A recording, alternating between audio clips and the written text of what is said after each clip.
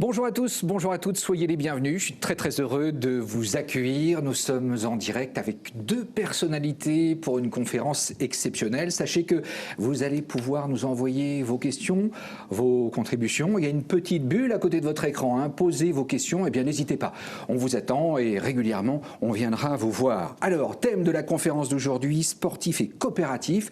Nous sommes à quelques mois des JOP, les Jeux Olympiques et Paralympiques de 2024, pour lesquels la Banque Populaire est partenaire premium, et cette conférence se déroule dans un cadre particulier parce que cette semaine, eh bien, c'est la fête de la coopération, et donc les banques populaires vont vous parler de leurs valeurs, qui sont des valeurs parfois un peu anciennes, mais qui sont au goût du jour aujourd'hui. On va en parler avec nos invités. Allez, je vous présente sans tarder Isabelle Queval. Bonjour Isabelle. Bonjour. Vous êtes philosophe aujourd'hui et ex-tenniswoman de haut niveau. Vous êtes professeur des universités à l'Institut national supérieur de formation et de recherche pour l'éducation inclusive, et vous êtes auteur de plusieurs livres sur le sport, S'accomplir ou se dépasser, Le corps aujourd'hui, le sport, petit abécédaire philosophique, et puis le petit dernier, je crois, c'est Le sport et le diable au corps. On vous entend régulièrement à la radio aussi, sur France Culture notamment. Bienvenue.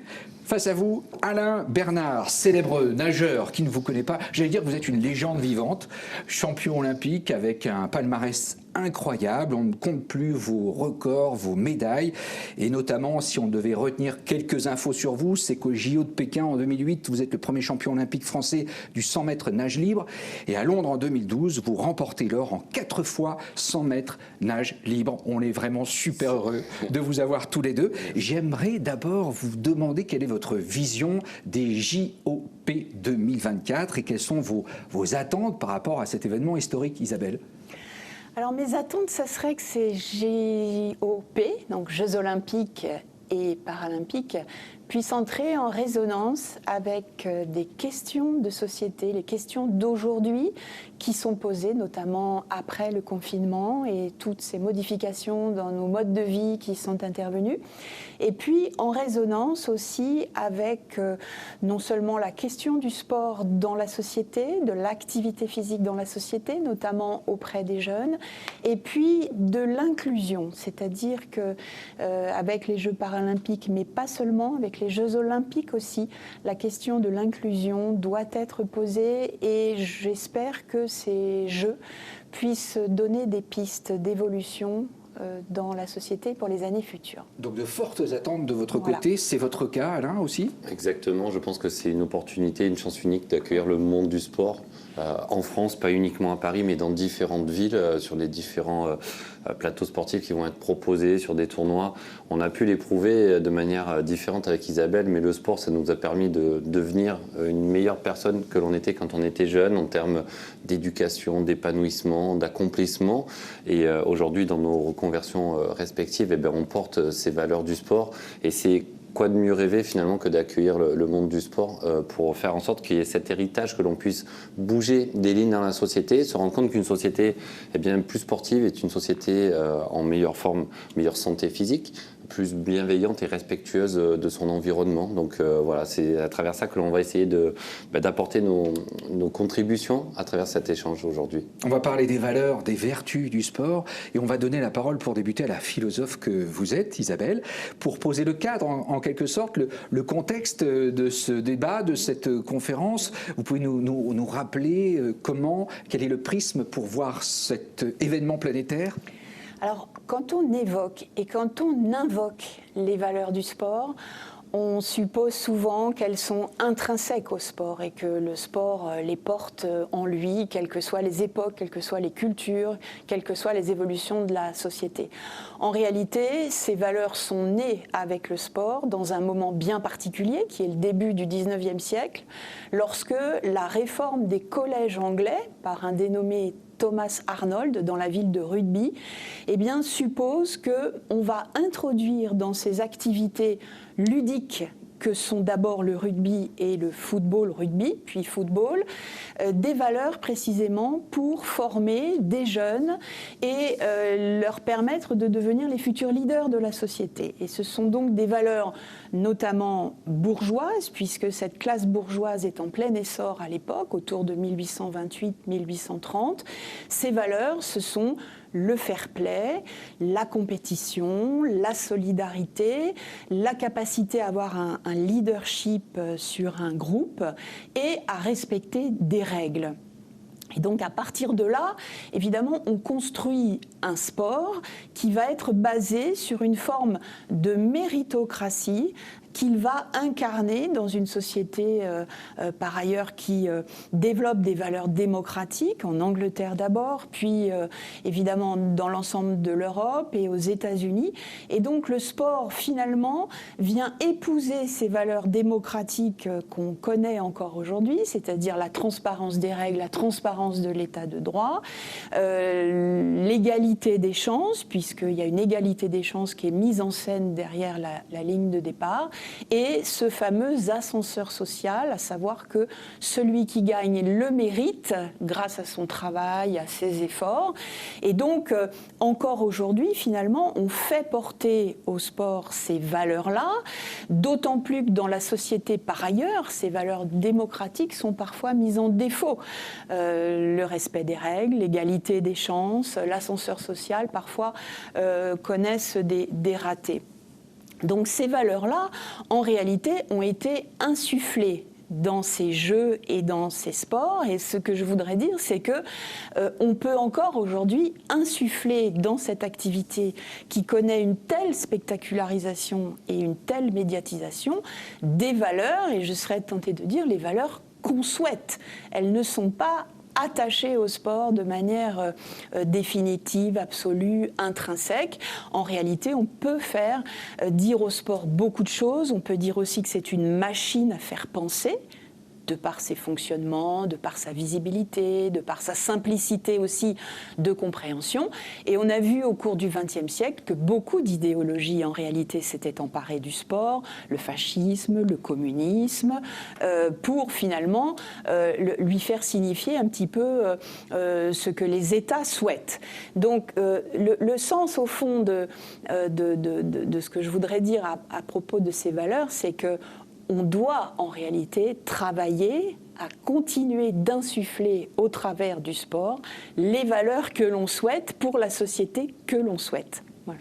On va faire réagir tout de suite Alain Bernard, parce qu'on vient d'entendre des choses très très importantes. Alors première réaction, et ensuite on va voir comment dans le haut niveau que vous représentez, ça se passe aujourd'hui. Non mais c'est passionnant d'écouter Isabelle, parce que ça pose vraiment le cadre en fait et l'évolution justement du rapport au sport ces dernières années. C'est vrai qu'on n'imagine pas il y a 100 ans que le sport puisse prendre autant de place dans la société, puisqu'il y avait d'autres préoccupations en fait pour la société, tout simplement de s'émanciper, de grandir, ne serait-ce que de trouver un travail, un équilibre social. Et en effet, même si le sport sert d'ascenseur social, c'est parce qu'il est ouvert à tous. Et ce sentiment d'équité, il est fondamental. C'est ce qui m'a plu, moi, quand j'ai fait justement de la natation.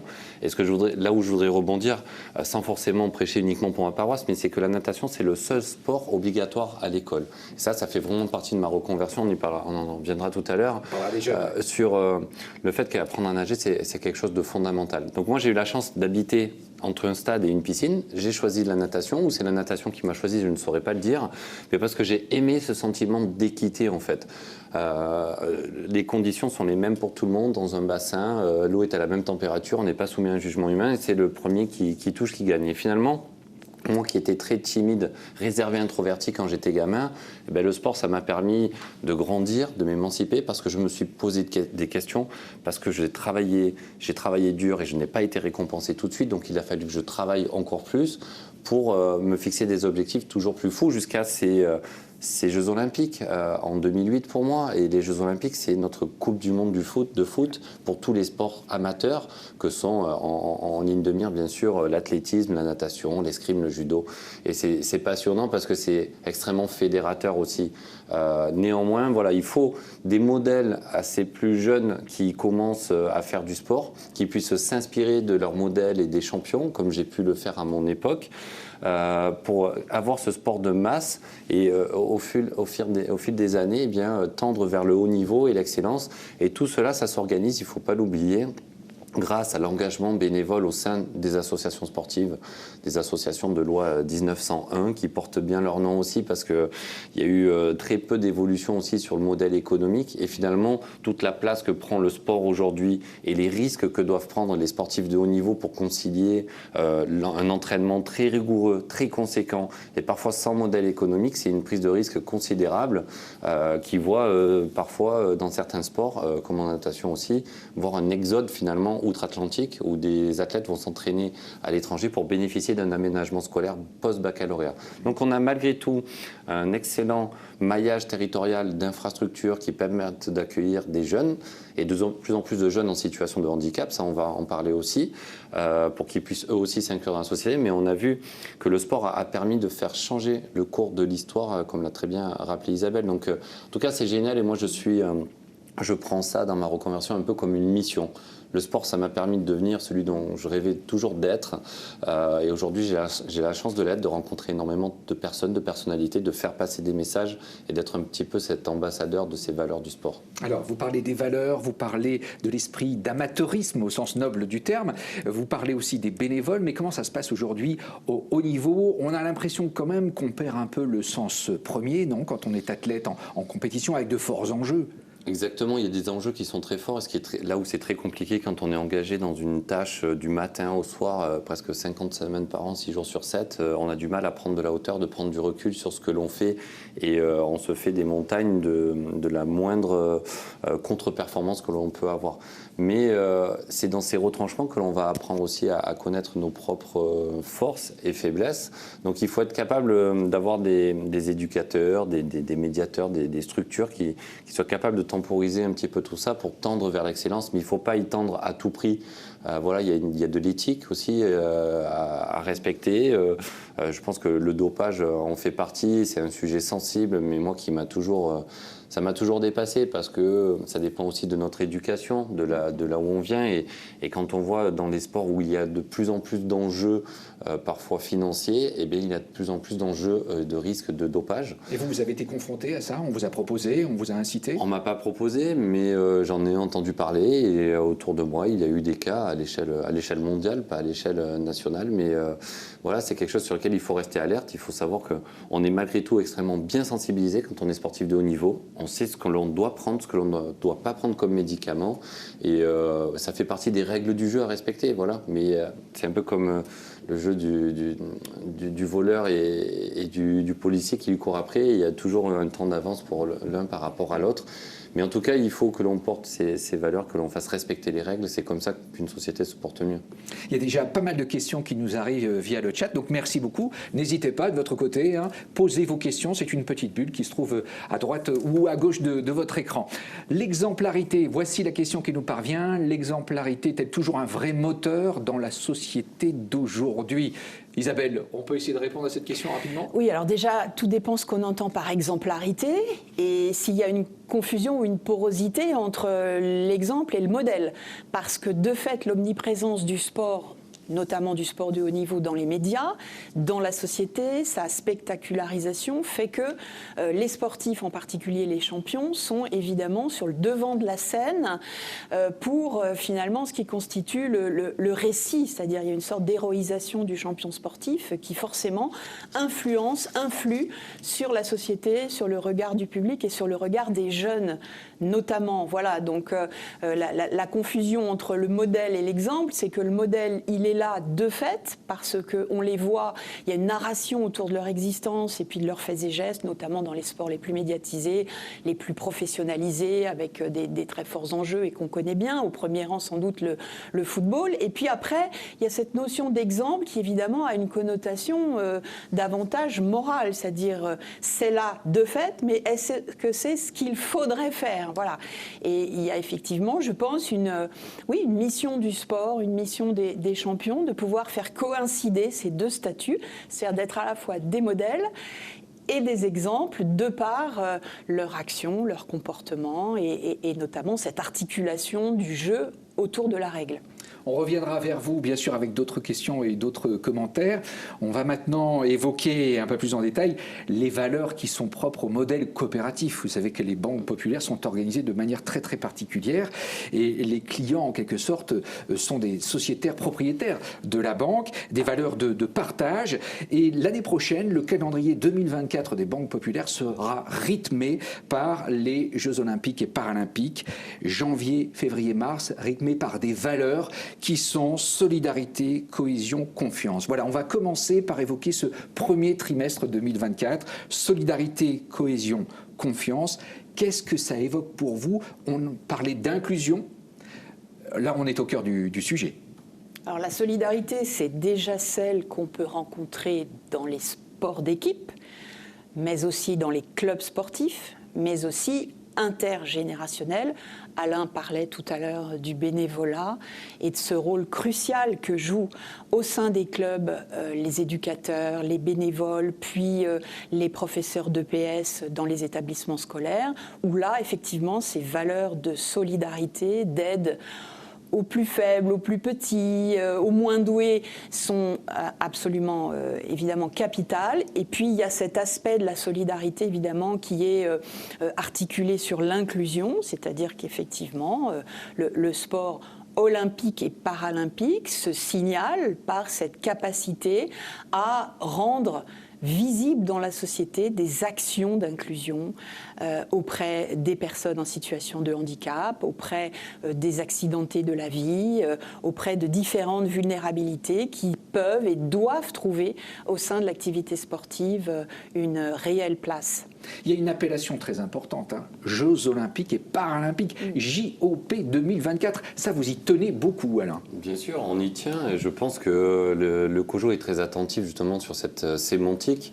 Je me posais la question hier, parce qu'au moment où on se parle, il y a eu la parution de la publication en première page de l'équipe des JO 2030. Et en fait, j'étais avec l'un de mes partenaires qui s'efforce aussi de promouvoir ça et il était un petit peu déçu en fait de voir JO 2030 et pas JOP 2030 parce que on est sur des JOP 2024, Jeux olympiques et paralympiques et pas Jeux olympiques de Paris 2024, contrairement à ce que certains peuvent croire, parce que le sport, encore une fois, est tellement rassemble tellement de personnes issues de milieux sociaux complètement différents, c'est très important pour faire passer des messages. Et le message de l'inclusion, c'est quelque chose de fondamental. On l'a vu, ça a permis aussi d'aider à de l'accessibilité dans les transports, dans les lieux publics. Maintenant, il y a des normes sur lesquelles les architectes ou autres ne peuvent pas déroger pour l'accessibilité dans certains lieux. Donc oui, les Jeux olympiques et paralympiques, c'est une sémantique qu'il faut être capable de garder. Et puis pour revenir sur ces valeurs, solidarité, cohésion, confiance, ça, c'est le vecteur de la solidarité. Le vecteur de la cohésion, c'est justement de partager cette expérience et de faire en sorte que ça puisse s'étendre dans la société et que ça ne reste pas que dans le sport. Alors, il y a la théorie et puis il y a la pratique. De votre côté, qu'est-ce que vous faites au quotidien pour favoriser cette inclusion? Vous êtes très investi. Oui, on est très investi. J'ai de la chance avec un partenaire de promouvoir justement ces différentes valeurs du sport et on fait des tournois où on va à la rencontre de jeunes dans les écoles, dans les collèges, pour faire des ateliers et les initier au parasport. Donc ça peut être de la course avec les yeux bandés, ça peut être du basket fauteuil, ça peut être voilà, de les mettre dans ces situations qui se rendent compte que finalement, eh bien, ces athlètes paralympiques, ce sont des athlètes avant tout. Ce ne sont pas des personnes en situation de handicap. Bien sûr, il y a du handicap, mais ils ont des objectifs, ils ont des projets, ils ont des échéances. Ils ont aussi plus de contrariétés que les athlètes valides à relever avec leur mobilité, etc. Et rien que pour ça, en fait, c'est admirable parce que on veut concilier vraiment le côté parité sur les Jeux olympiques et paralympiques de Paris 2024 et l'équité où le Comité national olympique et sportif français prône pour une seule équipe. Et le slogan « Une seule équipe », si vous ne l'avez pas entendu, vous allez très bientôt l'entendre. Une seule équipe de France, ce sont les athlètes valides et les athlètes para. Quand on évoque la solidarité, la confiance, c'est bien sûr l'esprit d'équipe. Alors, une question nous parvient, comment faire vivre un esprit d'équipe ? C'est un esprit d'équipe, même dans les sports individuels, au quotidien, on a forcément besoin d'un environnement. En natation, on ne s'entraîne pas tout seul, on s'entraîne dans un collectif, dans un groupe, et on est obligé de s'entraider pour performer. Donc ça s'entretient. grâce à la communication. Et c'est un peu le nerf de la guerre. La communication aujourd'hui, c'est de dire ce que l'on a sur le cœur, partager nos appréhensions, nos incertitudes, nos certitudes aussi, et échanger tout ça, parce que c'est vraiment la richesse de ce monde, et c'est ça que je voulais aussi évoquer tout à l'heure en introduction, j'ai oublié, mais c'est cette richesse culturelle dans un lieu concentré, c'est unique au monde. En fait, ce sont les Jeux Olympiques et Paralympiques qui permettent ça. Et c'est ça qui est extraordinaire, parce que notre richesse de notre culture, elle est issue finalement de ces mélanges d'expériences. On est tous uniques sur cette terre et on a tous une histoire très singulière qui permet justement, grâce à cette mixité, de faire ressortir les meilleures choses. Et une fois que l'on apprend, on les transmet, et ceux qui l'ont appris progressent et le transmettent à leur tour. Isabelle, un mot ? Oui, tout à fait. Cette dimension de transmission, elle est capitale. Et puis aussi, le fait de constater qu'aujourd'hui, même dans les sports individuels, on ne fait rien tout seul. C'est la question que j'allais vous poser. Voilà, il y a des équipes, bien sûr. Il y a des conjonctions d'expertise, il y a de la coordination, il y a des spécialistes des domaines les plus pointus qui sont nécessaires à l'athlète. Donc, moi, ce que je voulais ajouter, c'est que il y a des idées qu'on pourrait porter peut-être encore un peu plus loin. Le fait que les Jeux Olympiques et Paralympiques s'organisent sur les mêmes dates, par exemple, compte tenu de l'importance de la visibilité et de la médiatisation d'un tel événement auprès du grand public à l'échelle mondiale, le fait qu'on puisse alterner sur les mêmes dates entre le spectacle des JO et le spectacle des JP serait, à mon avis, tout à fait capital. Et puis, deuxième idée, certains sports sont précurseurs, dont la natation, dont le ski, de la mixité des épreuves. Ça, je pense que c'est un vrai élan qu'il faut développer. Alors, la mixité homme-femme, mais je pense qu'il faut aller plus loin. Il faut aller plus loin dans plus de sports. Il faut aller plus loin aussi dans l'idée de cette mixité, par exemple intergénérationnelle, par exemple entre des sportifs dits valides et des sportifs dits handicapés ou paralympiques. Je pense qu'il y a une attente du public vis-à-vis de ces épreuves mixtes, au fond, qui ferait ressortir ces valeurs d'inclusion et de solidarité. Une question qui nous parvient, est-ce que le sport business a renforcé la compétition entre les sportifs avec moins de coopératifs ? Ah oui, question en rapport avec l'argent. Non, mais c'est un vrai sujet. L'argent, en fait, je le disais tout à l'heure, les sports olympiques sont souvent des sports précaires, avec un rapport qui est sorti en marge des Jeux olympiques de Rio. C'était il y a quelques années, la situation n'a pas forcément évolué de manière drastique, où la moitié des athlètes tricolores qui visaient une médaille olympique, c'est-à-dire dans les 3 meilleurs au monde de leur sport, gagnaient moins de 500 € par mois. Donc voilà, les chiffres sont là, et c'est un triste constat. Donc en effet, renforcer le sport business, c'est quelque chose d'hyper intéressant. On a des valeurs à transmettre, à porter. Moi, je le vois aujourd'hui dans ma reconversion. J'ai la chance d'être très sollicité pour faire des conférences, pour partager mes valeurs, parce que j'ai gagné des titres olympiques. Mais ceux qui ont terminé 2e, 4e, ou ne serait-ce qui ont fait une équipe de France, qui ont représenté la France aux Jeux olympiques, vous ne croyez pas qu'ils ont aussi, eux, des valeurs à porter, à défendre, qui ont fait partie peut-être des 20, 30, 40 meilleurs athlètes de leur discipline sur le monde entier. Ils ont forcément aussi des compétences, et il faut être capable de valoriser ça. Et c'est pour ça que, humblement, enfin, dans mon club de natation dont je suis resté vice-président, au Cercle des nageurs d'Antibes, j'essaie de développer ce fameux sport business et faire intervenir des entreprises locales pour partager ces moments avec des jeunes, et que cet argent, en fait, qu'ils vont verser puisse être reversé aux jeunes par le biais d'actions ciblées spécifiques. Mais le sport business, c'est un vrai sujet. Et après, on passe dans d'autres sphères, sur les sports professionnels, avec une grande visibilité médiatique, avec des visibilités récurrentes, ce qui n'existe pas dans tous les sports. Nous, dans notre sport en natation, on va avoir 2 moments clés: le moment de qualification au championnat de France et le moment majeur de l'année, championnat du monde, championnat d'Europe ou Jeux olympiques. Donc ce sport business, il est vraiment à développer en interne, parce qu'il y a beaucoup de personnes qui ont des PME, qui ont des toutes petites entreprises ou des grands groupes, des multinationales, qui veulent porter ces valeurs auprès de leurs collaborateurs. Vous parliez de ceux qui ne sont pas arrivés premiers, deuxième, troisième. Est-ce qu'aujourd'hui, étant donné votre parcours, votre succès, vous vous sentez un peu redevable, Alain Bernard? Je prends ça un peu comme une mission parce que, comme je disais en introduction, j'ai eu la chance d'habiter tout proche d'une piscine et puis j'ai aimé évoluer dans l'eau. Donc oui, je prends ça un peu comme une mission parce que j'ai eu la chance de m'exprimer grâce à ça. Bien sûr, il a fallu du travail, beaucoup de remise en question.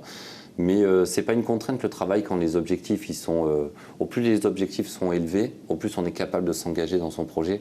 À partir du moment où on est accroché par cette passion, il faut aller au bout de ce que l'on est capable de faire. Pas tout le monde ne peut être champion du monde ou champion olympique, mais il faut aller au bout, se découvrir soi-même et y aller sereinement. On va revenir dans quelques instants sur l'atteinte des objectifs. Donc on vient de traiter le premier trimestre de 2024, je vous rappelle, avec ses valeurs propres au modèle coopératif, janvier, février, mars, solidarité, cohésion et confiance.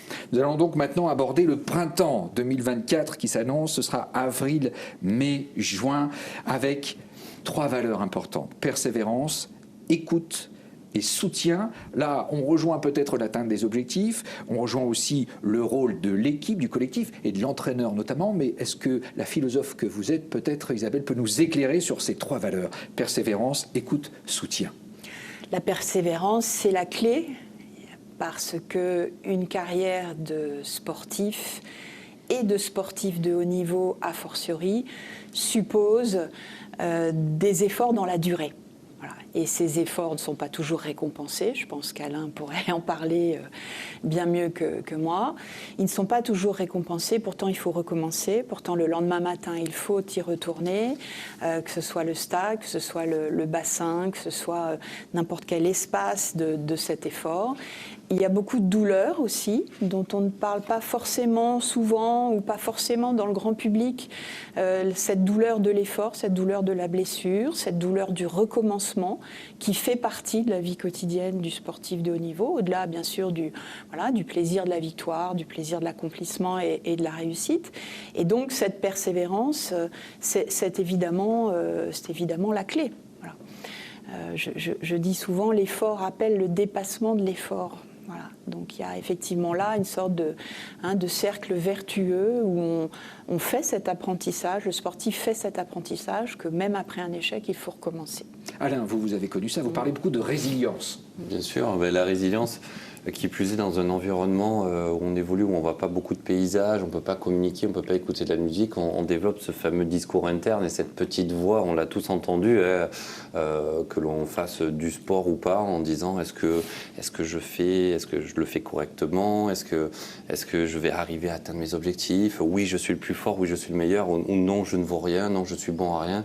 Et donc on est malmené un petit peu par cette petite voix parfois. Et le fait d'être écouté, en effet, ça nécessite beaucoup de persévérance et de résilience. Et cet accompagnement, il se fait grâce aussi aux éducateurs. Et notamment, le rôle de mon entraîneur a été primordial là-dedans, dans cette façon qu'il a eu non seulement de m'inculquer cette rigueur, où il était rigoureux avec lui-même, donc il était très légitime dans la façon de nous demander d'être rigoureux au quotidien à chaque entraînement, et aussi dans cette capacité d'écoute et de développement de cette confiance. Il a vu, par exemple, en moi des capacités que je ne soupçonnais pas, et il m'a dit que j'étais capable de le faire, donc ça m'a donné envie de le faire. Et en effet, ce cercle vertueux, comme le rappelait Isabelle, on travaille, on est récompensé, on est satisfait, donc on a envie de travailler davantage et on est récompensé, etc.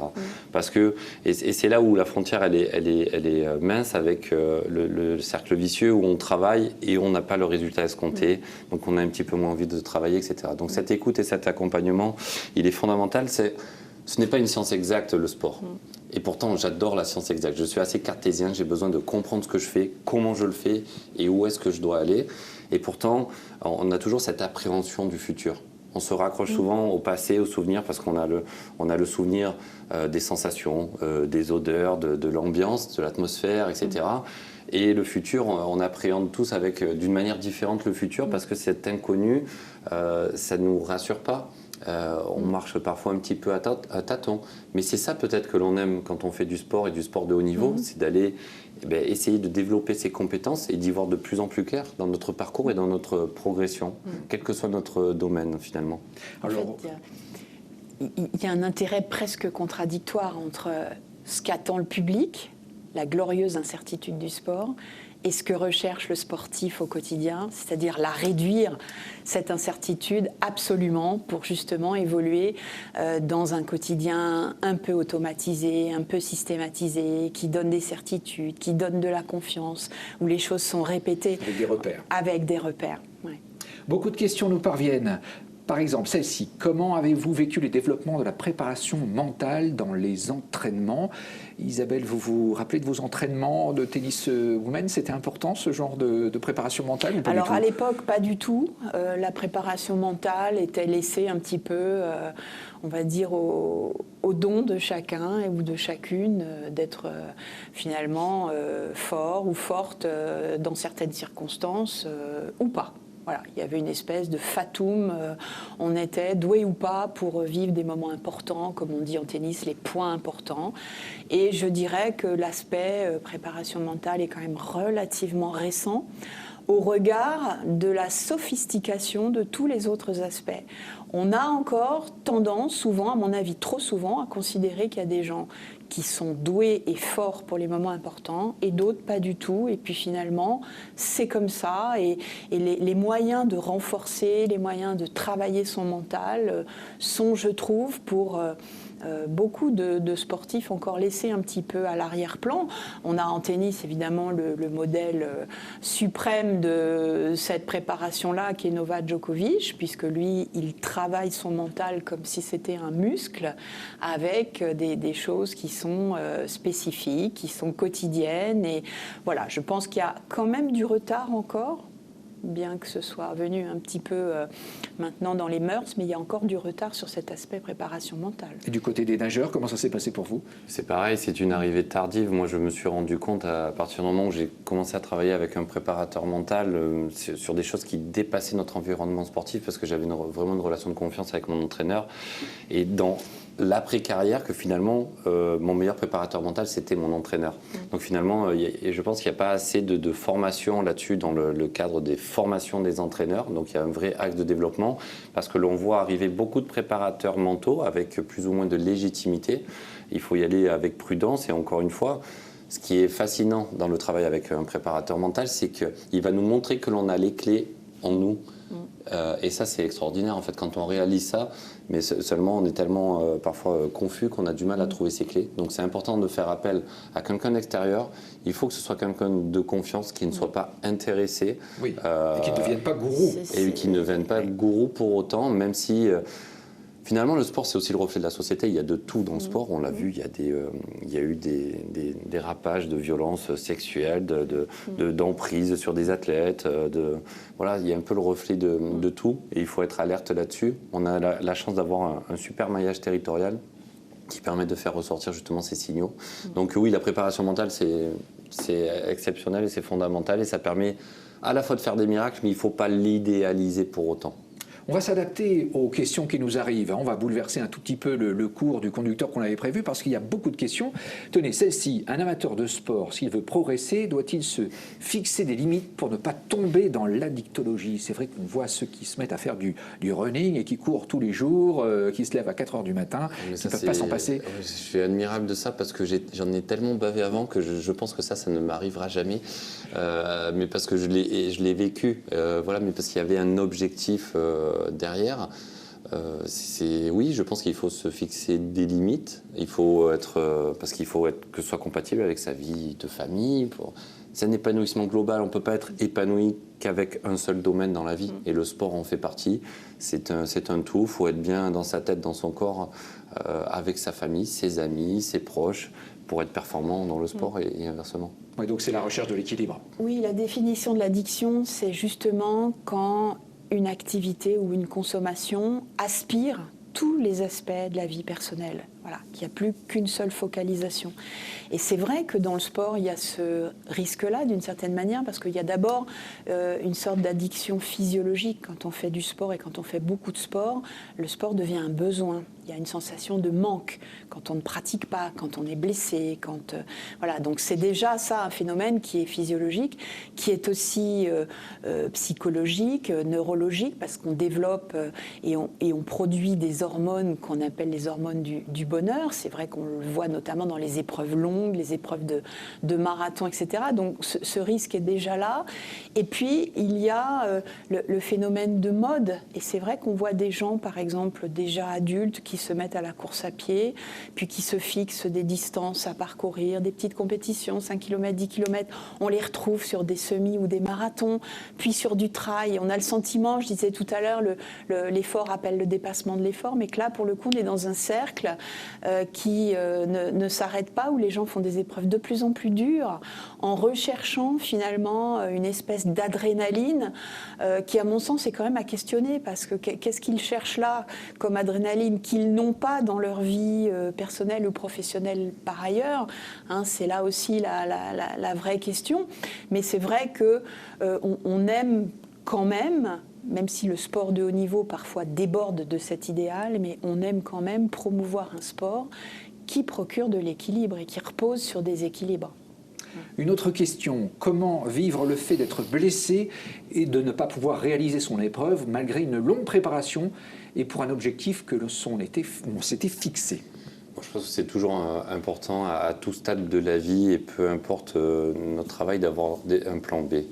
En fait, parce que si on n'a qu'un plan A, en disant j'ai cet objectif, je veux faire ça, c'est le sens de ma vie, et je n'entrevois rien d'autre, on ne peut jamais pallier un aléa en fait.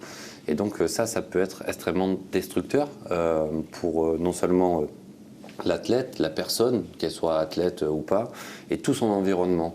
Donc le fait de se laisser des portes de sortie, on se dit bon ben on a ça sur le coude, si on n'arrive pas à atteindre cet objectif, pour quelque raison que ce soit, on peut se retourner vers là et aussi prendre du plaisir et être épanoui dans cette voie.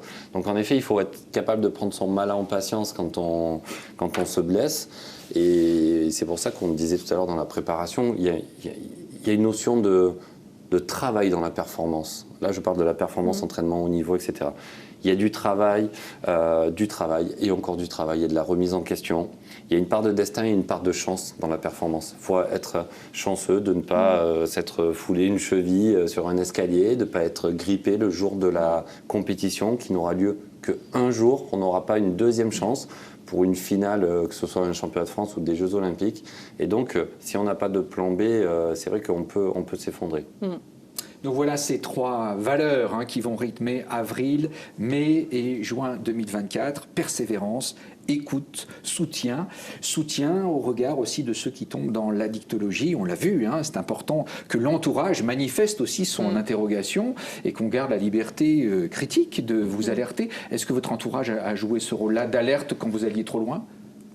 Pas vraiment dans le sport, parce qu'au contraire, mon entraîneur, il voulait qu'on aille toujours plus loin. Denis Hauguin, c'est ça ? Il était dans son rôle, oui, c'est vrai. Denis Hauguin, c'était mon entraîneur pendant une quinzaine d'années. C'est assez rare aussi dans le monde du sport de haut niveau de collaborer aussi autant de temps avec une seule et même personne, donc c'est aussi notre fierté. On a appris à se connaître, je parlais tout à l'heure de la communication, et on a appris à communiquer l'un l'autre, à exprimer ce qu'on avait sur le cœur, donc...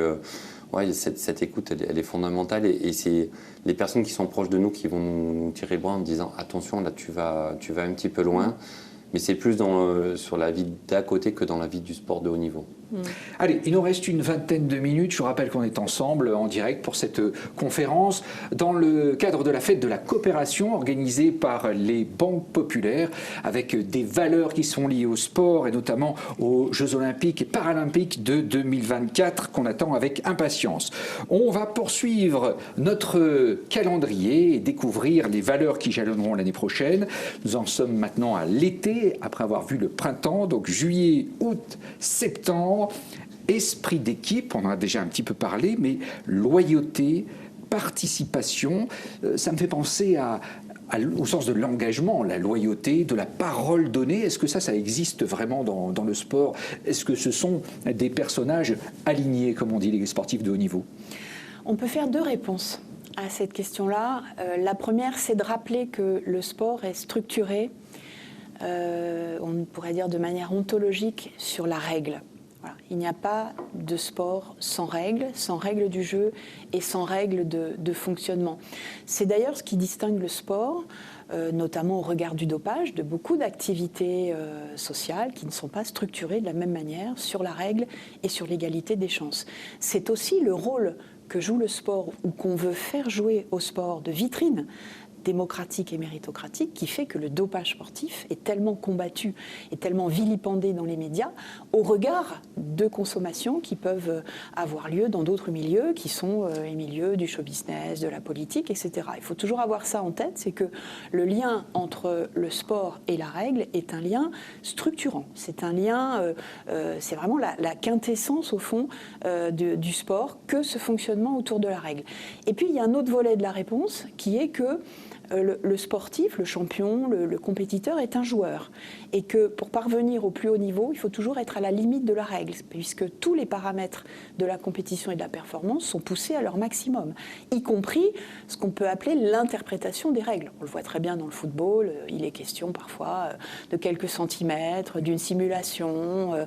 Voilà. Donc il faut avoir en tête aussi que ce joueur, même dans des sports qui ne sont pas à proprement parler des jeux, mais le sportif est un joueur, c'est quelqu'un qui compte, c'est quelqu'un qui fait des parties, c'est quelqu'un qui prend des risques et qui, de fait, dans le haut niveau, sera à la limite de la règle. Voilà.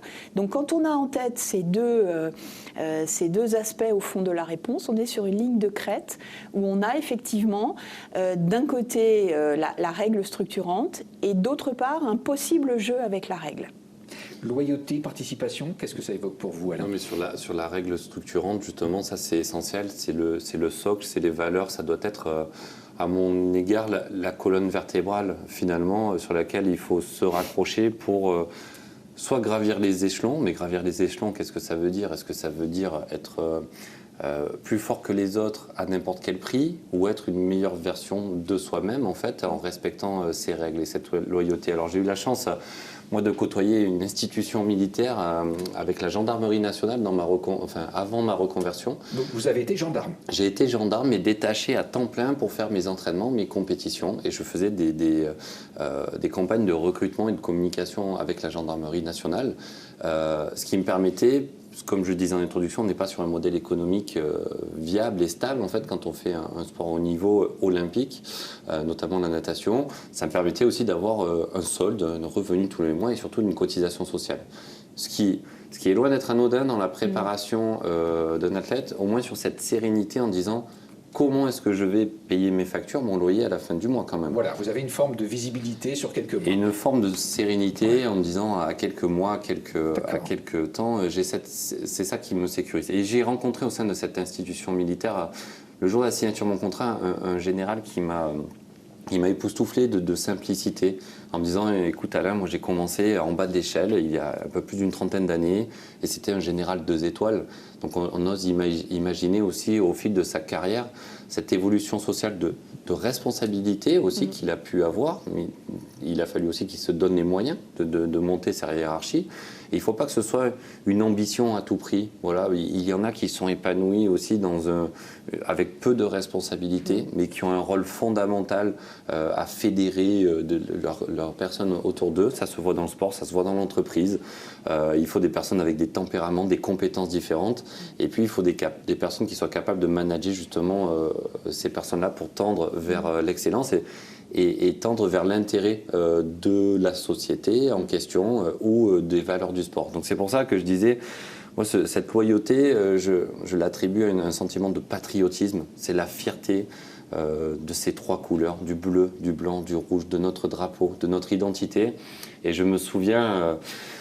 la première fois que j'ai vu autant de drapeaux en liesse dans la rue, c'était en France 98, finale de Coupe du Monde. J'avais 15 ans, en fait, ça m'a vraiment fait rêver. Et c'était la première fois que je voyais autant de drapeaux tricolores sans connotation d'extrémisme politique, en fait. En me disant, ça, c'est la France et toute cette richesse. On se souvient de cette équipe de France, hein, et c'est pas du tout péjoratif. Parce qu'elle a été nommée équipe de France bleu, blanc, beurre en fait. Donc voilà, il y avait énormément de mixité au sein de cette équipe de France. Et c'est ça qui m'a donné envie aussi d'exceller dans mon sport et d'exister. Oui, c'est porter les couleurs, le sens du maillot. Hein. Le maillot, c'est important, le sens de l'appartenance aussi. Hein. Donc même dans le sport individuel, d'ailleurs, je pense que ce qu'on aime, c'est être porté par une équipe, partager des moments. C'est important, cet épisode dans la gendarmerie, pour vous, dans votre prise de conscience des valeurs qui sont incarnées par le sport? C'est important, surtout pour me rassurer aussi sur une potentielle reconversion derrière. Voilà, j'ai fait le choix à un moment donné très risqué de mettre mes études entre parenthèses. Je n'ai jamais repris mes études après mon baccalauréat. Et donc, malgré tout, je me suis rendu compte que le sport m'a apporté énormément de choses parce que j'ai eu la chance de voyager, de rencontrer énormément de personnes issues de cultures différentes. Je suis loin de tout savoir sur tout, j'en apprends encore tous les jours et c'est ça le lot de la vie. Et donc, j'avais émis l'idée de faire une reconversion dans la gendarmerie, finalement que je n'ai pas faite, pour porter encore et toujours ces valeurs du sport. 11 ans après mon arrêt de carrière, eh bien, j'ai la chance d'être sollicité pour porter ces valeurs du sport et aujourd'hui j'en suis ravi. Et vous êtes entrepreneur, hein, on va le voir dans quelques minutes. Vous évoquiez, Isabelle, la méritocratie du sport. Est-ce qu'elle est bien réelle aujourd'hui? Alors la méritocratie du sport, on pourrait la résumer par « il n'y a pas de fils à papa en sport ». Alors après, voilà, on peut gloser sur la notion de fils à papa. Il y en a qui ont plus de moyens que d'autres, il y en a qui ont plus de réseaux que d'autres, il y en a qui iront plus facilement dans des centres d'entraînement, des académies, etc. Néanmoins, il n'y a pas cet héritage de favoritisme qu'on peut trouver parfois dans la société.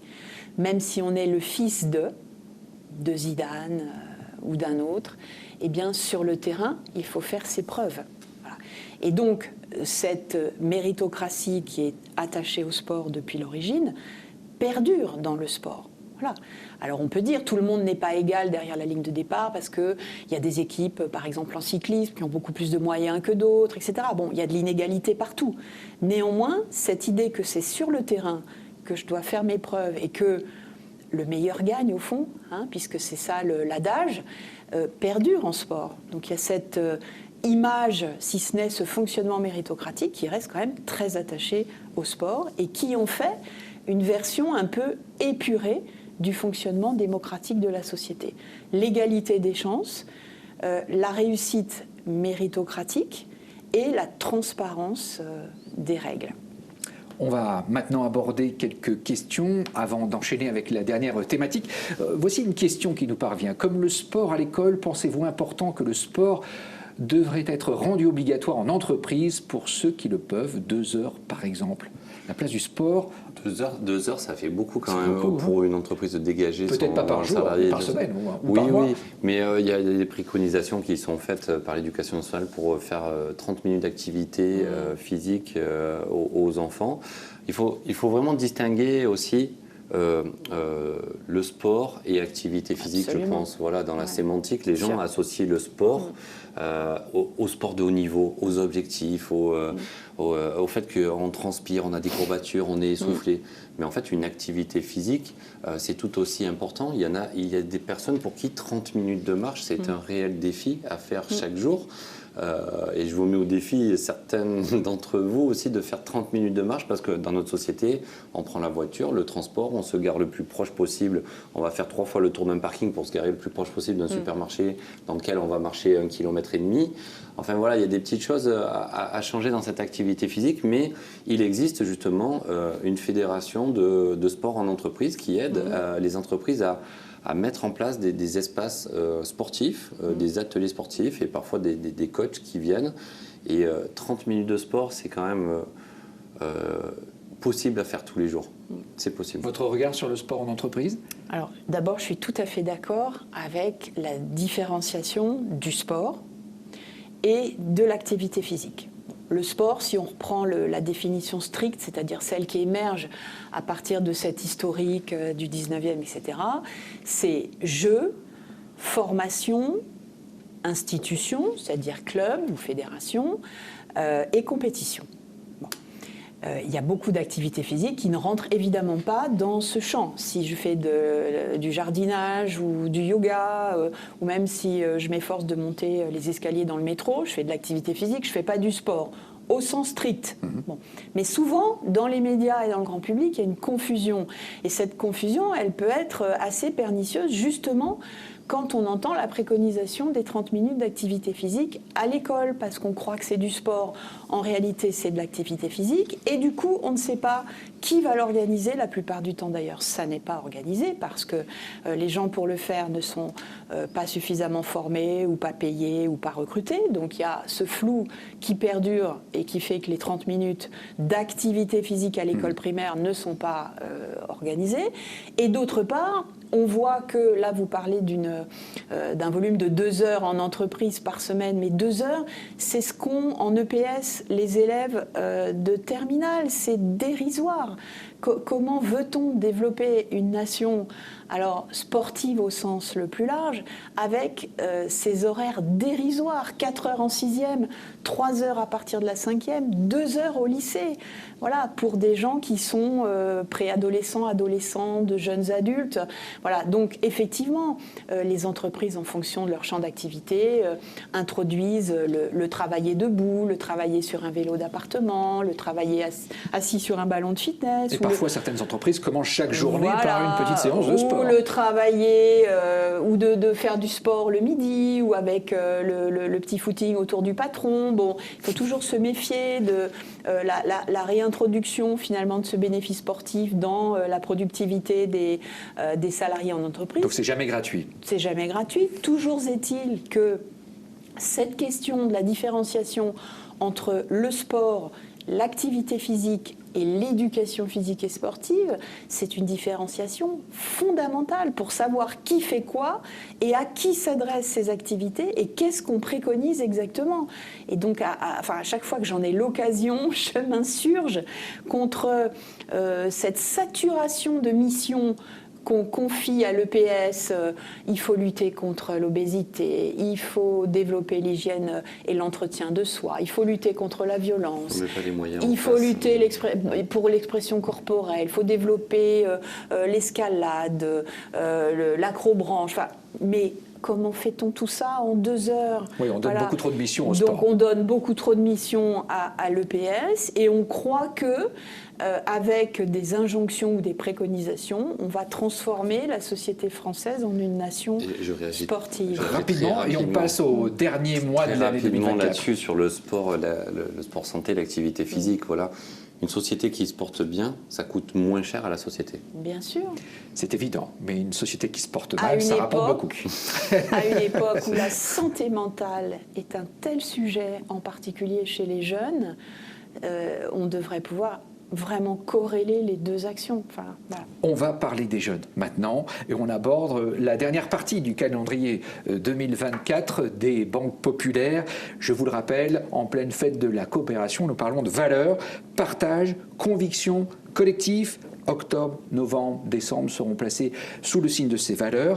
Qu'est-ce que ça signifie? On peut parler là de transmission des jeunes, de liberté aussi, et puis peut-être d'entrepreneuriat avec vous, Alain, puisque aujourd'hui vous êtes chef d'entreprise. Oui, le partage tout d'abord, très rapidement, moi, c'est quelque chose qui est fondamental. J'ai appris beaucoup de mes pairs et je me suis beaucoup inspiré de mes adversaires pour pouvoir m'identifier à eux en essayant...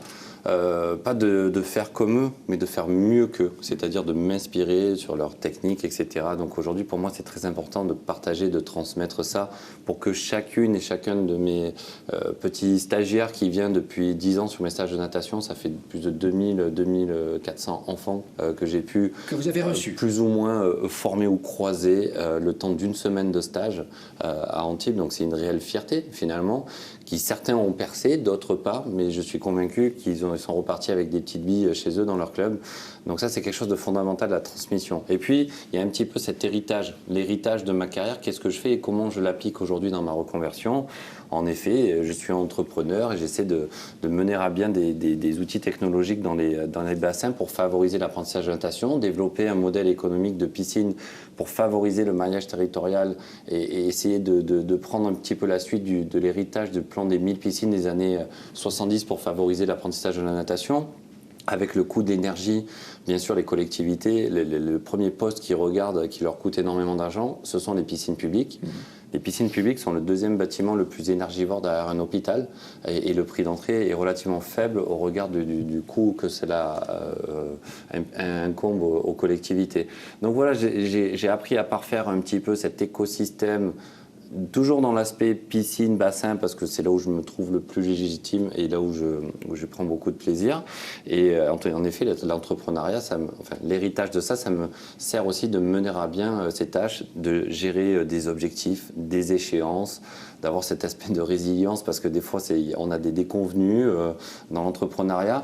Et j'arrive à le faire, et je ne dis pas que je le maîtrise à fond et loin de là, mais j'ai l'impression d'être plus armé après avoir vécu une carrière de sportif de haut niveau. Alors sans rentrer trop dans les détails techniques, mais qu'est-ce que vous faites pour les piscines quand vous dites qu'il y a des nouvelles technologies pour les piscines? Les nouvelles technologies, c'est d'inclure des caméras subaquatiques pour favoriser l'analyse technique du mouvement, parce que l'œil de l'entraîneur à l'extérieur du bassin n'est pas suffisamment adapté aux gestes techniques qui se passent sous l'eau. Et le deuxième projet, c'est un projet un peu fou parce qu'avec une start-up que l'on a créée il y a 1 an et demi, on est les premiers au monde à inventer le vidéoprojecteur subaquatique. Donc on va pouvoir projeter des images dans le fond des bassins et animer les piscines existantes qui sont plus ou moins récentes, en favorisant l'apprentissage de la natation, en créant du contenu pour les enfants qui vont s'immerger, mettre la tête dans l'eau, le côté un petit peu récréatif, loisir, et le côté performance où on va nager au-dessus d'un avatar. Donc ça, c'est une réelle innovation avec tous les défis technologiques, financiers, RH en fait qui y sont associés. Et donc, c'est extraordinaire. Voilà, ça s'appelle Pool On.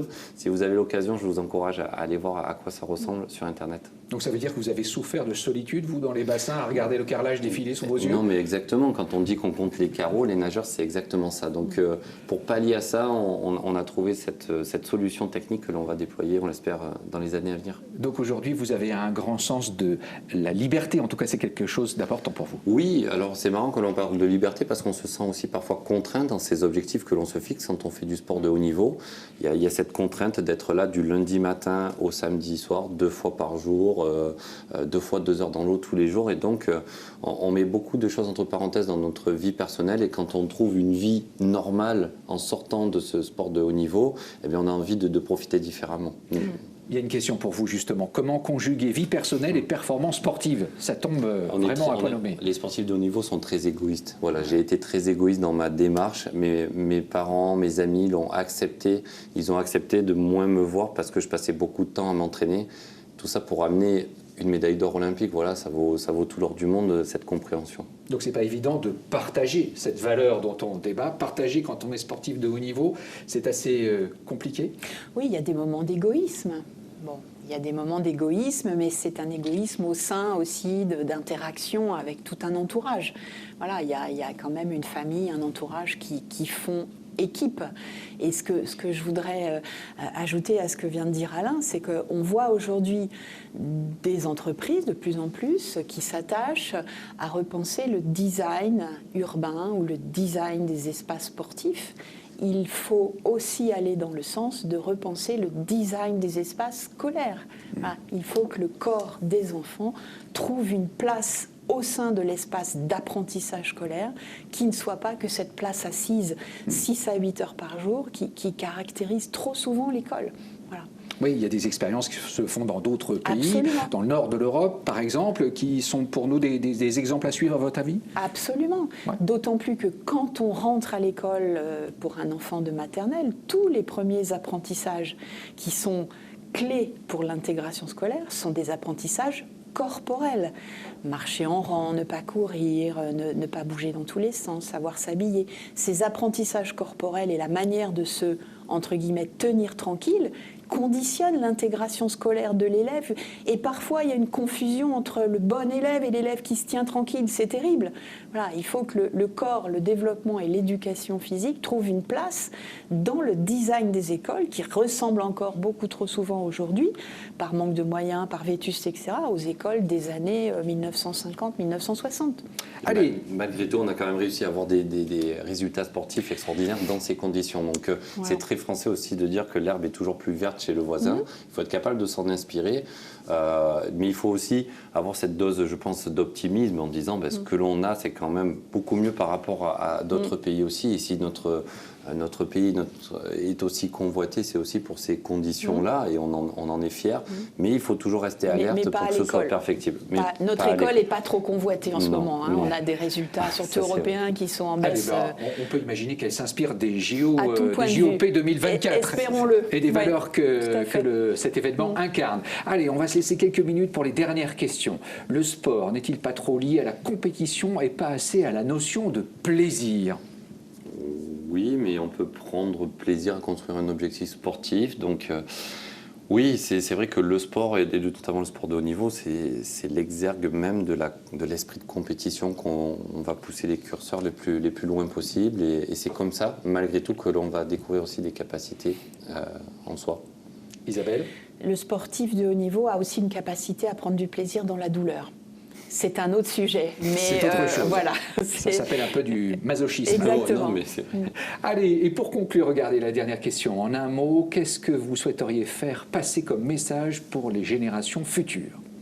Je pense qu'il faut oser, il faut tenter, il faut expérimenter, il faut trébucher. Il faut oser prendre des risques. Voilà, c'est la vie d'un sportif de haut niveau, c'est ça. Et dans la société, c'est la même chose. Oser prendre des risques, mais pour trouver son épanouissement, pas oser prendre des risques à tout prix. On l'a vu, on a parlé des valeurs, on a parlé de sentiments d'appartenance. Donc voilà, ça doit être un socle. Il y a des choses, des règles auxquelles il ne faut pas déroger. Mais pour trouver son épanouissement personnel, c'est pas forcément celui de son voisin ou celui que l'on voit sur les réseaux sociaux. Isabelle, pour Faire vous ? du sport, ça permet de se connaître soi-même. C'est un très bon apprentissage. Eh bien, ce sera le mot de la fin. On était ravis de vous accueillir ici en direct pendant 1 heure. Qu'est-ce qu'on peut vous souhaiter pour 2024, à part participer en tant que spectateur au JOP 2024 ? Je pense que c'est la santé, parce qu'avec la santé, on fait tout et on fait du sport. Alors, on vous souhaite une bonne santé, vous, Isabelle. Pareil. Allez, santé à vous et rendez-vous. Vous le savez, les JOP 2024, ce sera du vendredi 26 juillet au dimanche 11 août, en région parisienne, bien entendu, mais aussi dans plusieurs grandes villes de France comme Lyon, Bordeaux, Marseille. Et les Jeux paralympiques, qui sont un petit peu, malheureusement, encore détachés l'année prochaine, auront lieu du 28 août au 8 septembre. Merci infiniment. Longue Merci à vous. route à vous, bon chemin, bravo, bonne chance et merci à vous de nous avoir suivis. À bientôt. Merci à tous. Merci.